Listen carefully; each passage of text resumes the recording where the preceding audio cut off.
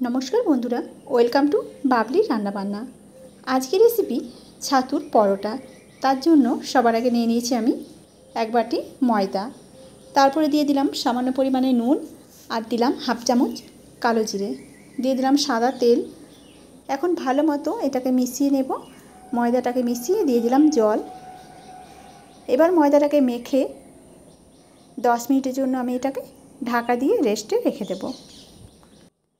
চটজলদি নাস্তা হিসেবে খুবই ভালো লাগে খেতে, বা বাচ্চাদের টিফিন হিসাবেও কিন্তু দেওয়া যেতে পারে ছাতুর পরোটা, আর খেতেও ভীষণই সুন্দর হয়। এদিকে একটা বাটি নিয়ে নিয়েছি, বাটির মধ্যে দিয়ে দেব এক বাটি ছাতু। যতক্ষণ আটাটা রেস্টে থাকবে ততক্ষণ আমি ছাতুর পুরটা বানিয়ে নেব। এখানে দিয়ে দিলাম দুটো পেঁয়াজ। পেঁয়াজগুলোকে কেটে আগের থেকে সামান্য একটু নুন দিয়ে আমি কিছুক্ষণ রেখে দিয়েছিলাম। এতে করে কি হয়, পেঁয়াজটা একটু নরম হয়ে যায়। এবার পেঁয়াজটা দিয়ে দিলাম, তারপর দিয়ে দিলাম কাঁচা লঙ্কা কুচোনো, দিয়ে দিলাম এখানে পরিমাণ মতো নুন। তারপর এখানে দিয়ে দিচ্ছি কুচোনো রসুন। রসুন প্রায় অনেকটাই নিয়েছি, মুখে পড়লে বেশ ভালো লাগে ছাতুর পরোটার মধ্যে। এবার দিয়ে দিচ্ছি এখানে আচার তেল। আম তেল যে বাড়িতে বানানো হয়, সেই আম তেলের আমি মশলা সমেত তেল বার করে রেখেছিলাম। সেই মশলা সমেত তেলটা এবার ছাতুর মধ্যে দিয়ে দেব। এটা দিলেই বেশি সুন্দর লাগে খেতে, বেশ একটা আচারের গন্ধ আসে, আর এতে করে ছাতুর পুরটা দারুণ খেতে লাগে। এবার হাত দিয়ে ভালো মতো করে আমি মেখে নেব। এখন দিয়ে দেবো এর মধ্যে 2 চামচের মতো জল। জলটা খুবই সামান্য পরিমাণে দিতে হবে, যাতে ছাতুটা একটু ঝুরঝুরে থাকে। এবার দেখো ভালো মতো করে আমি মেখে নিয়েছি, আর ছাতুটা বেশ ঝুরঝুরে রয়েছে। এখানে চাইলে তোমরা লেবুর রস দিতে পারো, তবে আমি এখানে লেবুর রসটা দিলাম না। এখন ভালো করে এদিকে ময়দাটা মেখে রেস্টে রেখে দিয়েছিলাম। এখন আবারও ভালো করে একটু মেখে নিয়ে ছোটো ছোটো করে লেচি কেটে নেব। যেরকমভাবে রুটি করি সেরকমভাবেই আমি লেচিটা করে নেব,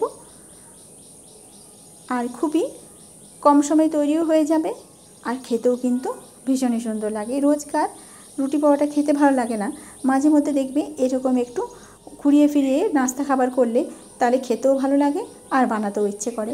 এবার এরকম বাটির মতো আমি শেপ দিয়ে নেব।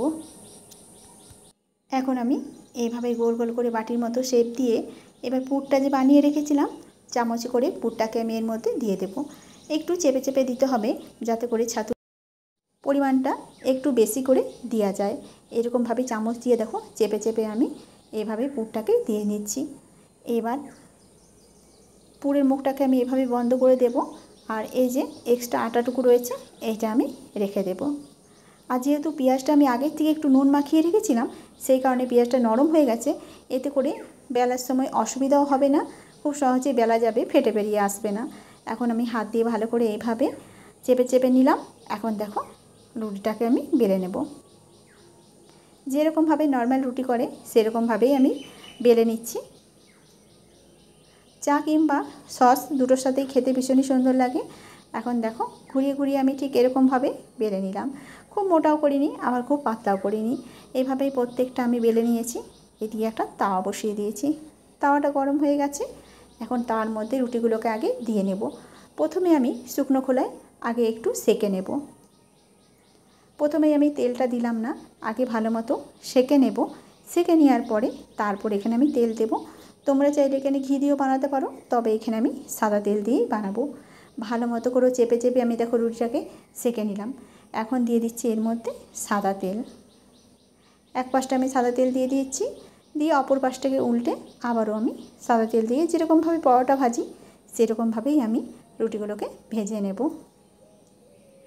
আমি যেহেতু এখানে খুবই সামান্য তেল দিয়েই ভাজাটা বানাচ্ছি, তাই আমি অল্প অল্প তেল দিয়ে এটাকে উল্টে পিল্টে ভেজে নেব। তোমরা চাইলে এখানে তার মধ্যে আগে থেকে তেল তারপরে পরোটাটাকে ছেঁকে তুলে নিতে পারো। আর যেহেতু আমি দুপাশটাই দেখো ভালো মতো সেঁকে নিয়েছি, তাই তেলের পরিমাণটা খুবই কম লাগলো। এখন আমি নামিয়ে নেব। ব্যাস তৈরি হয়ে গেল আজকের রেসিপি ছাতুর পরোটা। গরম গরম এই ছাতুর পরোটা আচার কিংবা সসের সাথে তোমরা খেতে পারো। তো আজকের রেসিপি তোমাদের কেমন লেগেছে অবশ্যই কমেন্টে করে জানাবে। আর যদি ভালো লাগে ভিডিওতে একটা লাইক করতে একদম ভুলবে না। আজকে রান্না এই পর্যন্তই।